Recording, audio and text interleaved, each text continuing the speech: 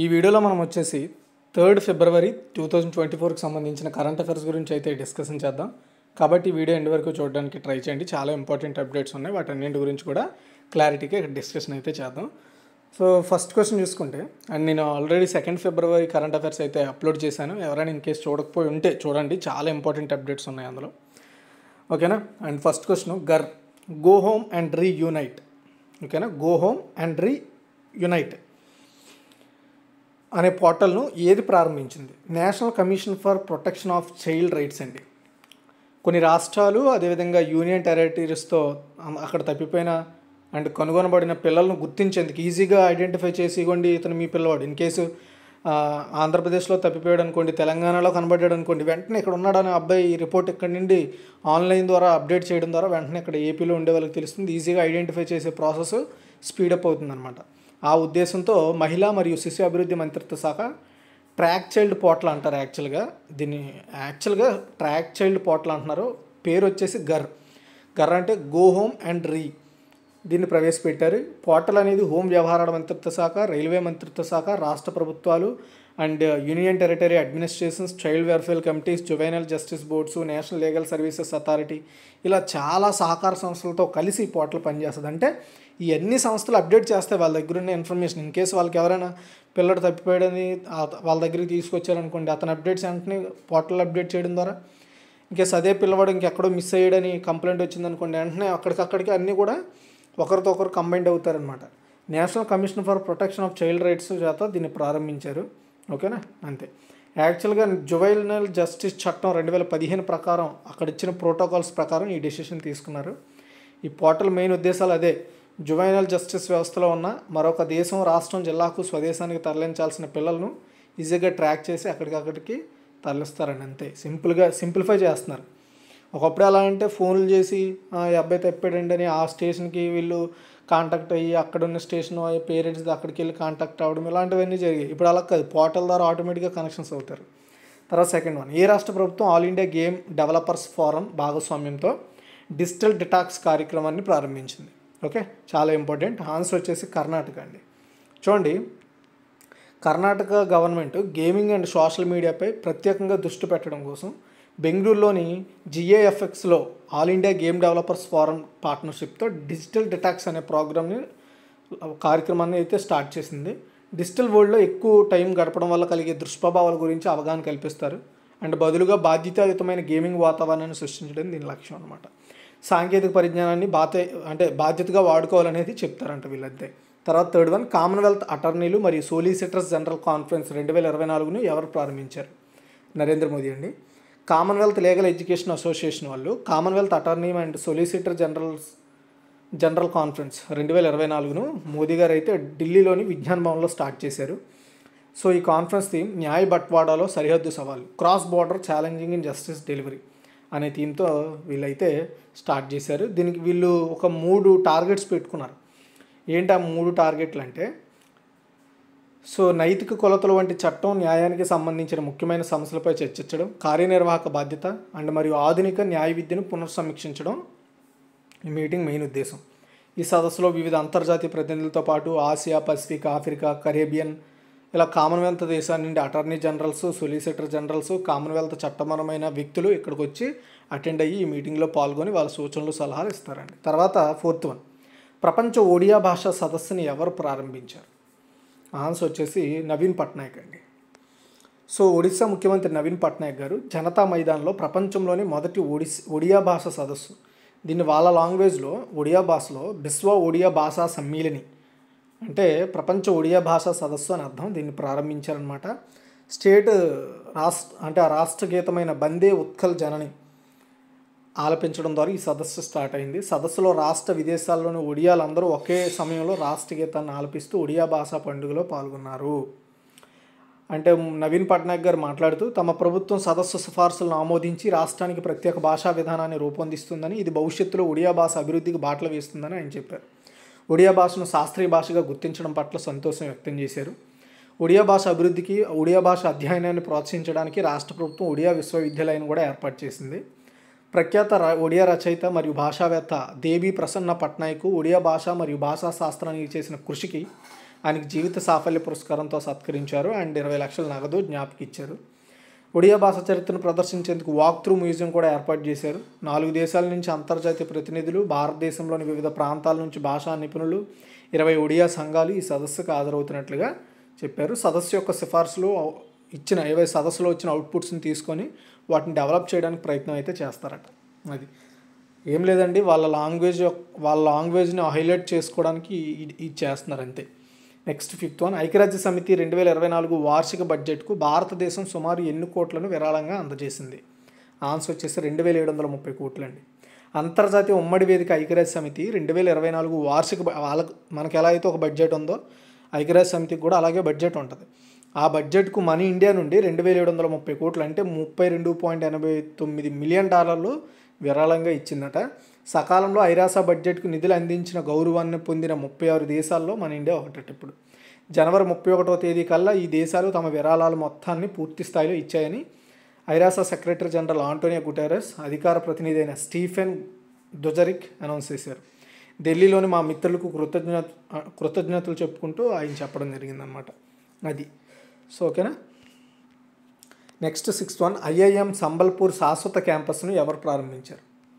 Okay, Narendra Modi అండి. IIM Sambalpur యొక్క permanent క్యాంపస్ను Modi గారు ఈరోజు ప్రారంభించారండి.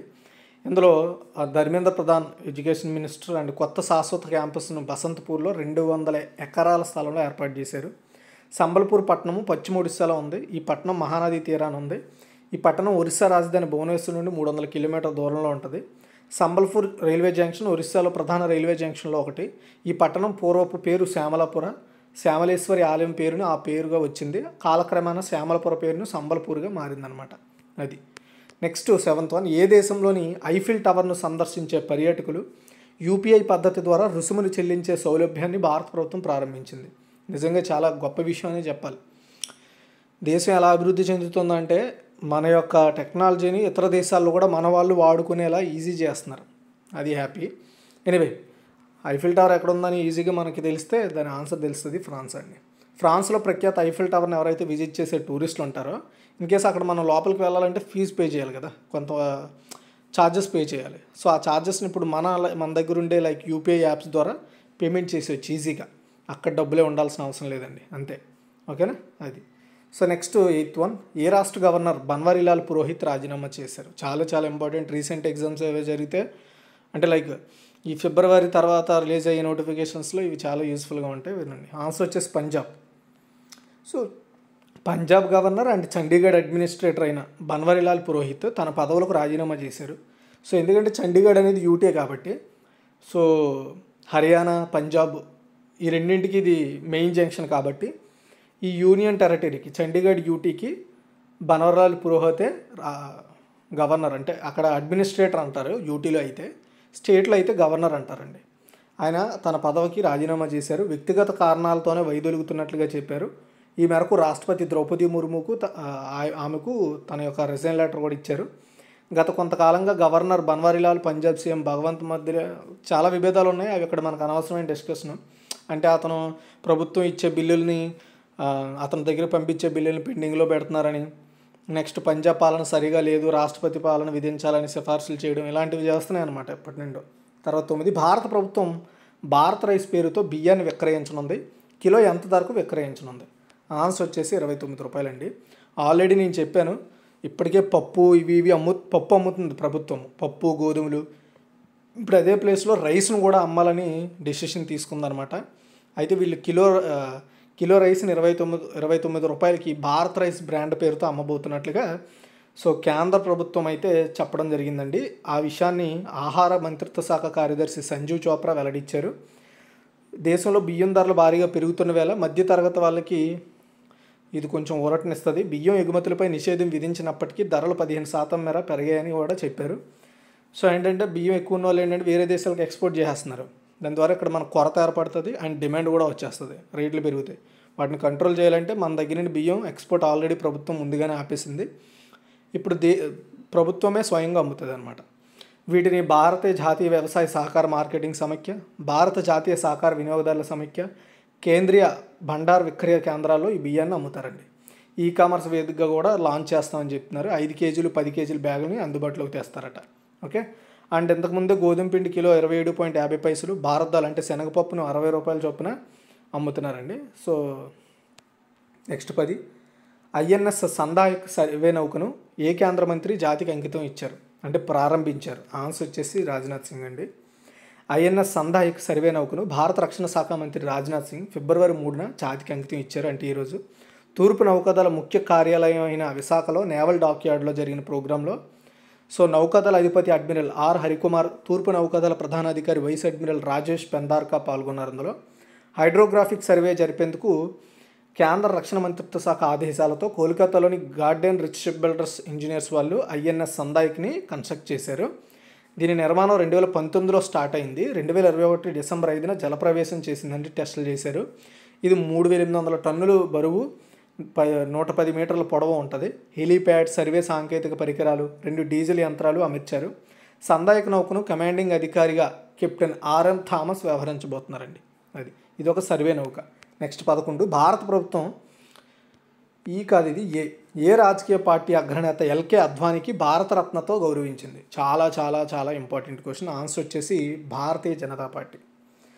సో ఆయన్ని రాజకీయ కురుబుద్ధుడు అని పిలుస్తారు. అండ్ భాజపాలో అగ్రనేత ఎల్కే అద్వానీని భారతరత్నతో గౌరవించింది భారత ప్రభుత్వం. ఈ విషయాన్ని స్వయంగా మోదీ గారు ఎక్స్లో అనౌన్స్ చేశారనమాట. ఆయన గురువుగా కొలుచుకుంటారు నరేంద్ర మోదీ గారు. అండ్ అద్వానీ పూర్తి పేరు లాల్ కృష్ణ అద్వానీ. 1927 నవంబర్ 8న అవిభక్త భారత్లోని కరాచీ, ప్రస్తుతం పాకిస్తాన్లో ఉంది, అక్కడే సెయింట్ ప్యాట్రిక్ స్కూల్ అంతా అక్కడే అయిందనమాట. సో దేశం విడిపోయిన తర్వాత అతను ముంబైలో స్థిరపడిపోయారు, అదంతా వేరే విషయం. 1970లో ఢిల్లీ నుంచి రాజ్యసభ సభ్యుడిగా ఎన్నికయ్యారు ఆయన. 1976లో గుజరాత్ నుంచి రెండోసారి రాజ్యసభకు వెళ్ళారు. 1977 to 80లో జనతా పార్టీ ప్రధాన కార్యదర్శిగా, ఆ పార్టీ ప్రభుత్వంలో 1977 to 79 వరకు సమాచార ప్రసార శాఖ మంత్రిగా, 1980లో జనతా పార్టీ ఓటమి పాలనంతరం రాజ్యసభలో కొంతకాలం పాటు ప్రతిపక్ష నాయకుడిగా, 1980లో అద్వానీ సహా కొంతమంది జనసంఘ నేతలు జనతా పార్టీని వీడిపోయారు. ఆ తర్వాత వాజ్పేయితో కలిసి 1980లో ఏప్రిల్ 6న భారతీయ జనతా పార్టీని ఏర్పాటు చేశారనమాట అద్వానీ గారు, వాజ్పేయి గారు. 1982లో మధ్యప్రదేశ్ నుంచి మూడోసారి రాజ్యసభకి ఎన్నికయ్యారు. 1996లో జరిగిన సార్వత్రిక ఎన్నికల్లో భాజపా అతిపెద్ద పార్టీగా అవతరించింది. వాజ్పేయి ప్రధానిగా బాధ్యతలు చేపట్టారు, కానీ ఆ ప్రభుత్వం 13 రోజులకే కూలిపోయింది. ఆ తర్వాత 1998లో మిత్రపక్షాలతో కలిసి భాజపా మళ్ళీ ప్రభుత్వాన్ని ఏర్పాటు చేసింది. 1990లో జరిగిన ఎన్నికల్లో గాంధీనగర్ లోక్సభ స్థానం నుంచి అద్వానీ మళ్ళీ గెలిచారు. కాంగ్రెస్ను ఎదుర్కొనేందుకు నేషనల్ డెమోక్రటిక్ అలయన్స్ను రూపొందించిన రాజకీయ శిల్పి అని చెప్పాలి, ఎన్డీఏని. అది ఆయన హిస్టరీ. నెక్స్ట్ 12 భారత వైమానిక దళం ద్వారా వాయుశక్తి 24 వ్యాయామం ఎక్కడ నిర్వహించనుంది? 24 అంటే 2024ని ఇండికేట్ చేస్తుంది, ఇయర్ని. ఓకే, ఆన్సర్ వచ్చేసి జైసల్మేర్ అండి. భారత వైమానిక దళం 17 ఫిబ్రవరి 2024 నుండి జైసల్మేర్ సమీపంలో పోఖ్రాన్ 82 గ్రౌండ్ రేంజ్ వద్ద వాయుశక్తి 2024 ఎక్సర్సైజ్ని కండక్ట్ చేయబోతుందన్నమాట. ఈ వాయుశక్తి యొక్క చివరి ఎడిషన్ ఫిబ్రవరి 16, 2019లో కండక్ట్ చేశారు. మళ్ళీ ఆ గ్యాప్ తర్వాత 2024లో కండక్ట్ చేస్తున్నారు. ఇందులో స్వదేశీ విమానమైన తేజస్తో సహా 121 విమానాలు ఇందులో పాల్గొంటాయండి. ప్రచండ ధ్రువ కూడా ఇందులో పాల్గొంటాయి, అవి కూడా హెలికాప్టర్లు అనమాట. ఓకే, సో జైసల్మేర్ ఏ రాష్ట్రంలో ఉంది? ఎవరికైనా తెలిస్తే కామెంట్ చేయండి, స్టేట్.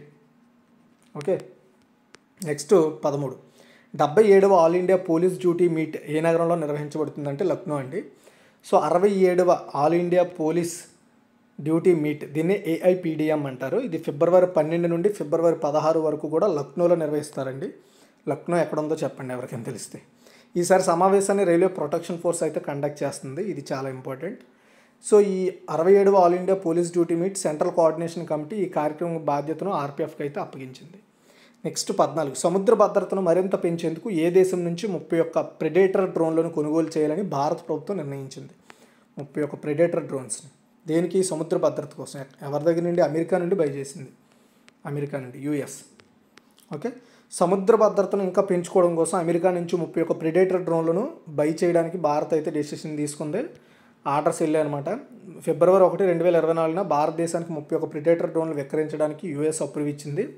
భారతదేశం అందుకోనున్న 31 MQ-9B ప్రెడేటర్ లాంగ్ ఎండ్యూరెన్స్ డ్రోన్లు ఆధునిక ఆయుధాలతో అమర్చబడి పనిచేస్తాయన్నమాట. ఈ నేపథ్యంలో భారత్ తమకు అత్యంత ముఖ్యమైన భాగస్వాములు కావడం వల్లే ఇది సాధ్యమైందని అమెరికా చెప్పుకుంటుంది. సో అమెరికా ఈ స్టంట్లు ఎప్పటి నుండో చేస్తుంది. ఏంటంటే వాడి దగ్గర ఎవడైతే అంటే ఇప్పుడు మనం $3.99 బిలియన్ పెట్టుకుంటున్నాం అంటే మనం వాడికి పెద్ద అవకాశం, వాడికి చాలా పెద్ద మార్కెట్ ఇచ్చినట్టు.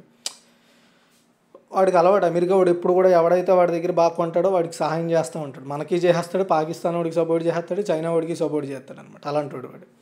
ఎనివే ఏదైతే మనకు అదంతా అనవసరం. ఈ డ్రోన్లను అయితే కొనుగోలు చేయడానికి అప్రూవ్ ఇచ్చేసింది అమెరికా. ఈ డ్రోన్లు సముద్ర మార్గాల యొక్క నిఘా పెట్రోలింగ్ సామర్థ్యాన్ని భవిష్యత్తులో పెంచుతాయి. సో మానిటరింగ్ చేయడం.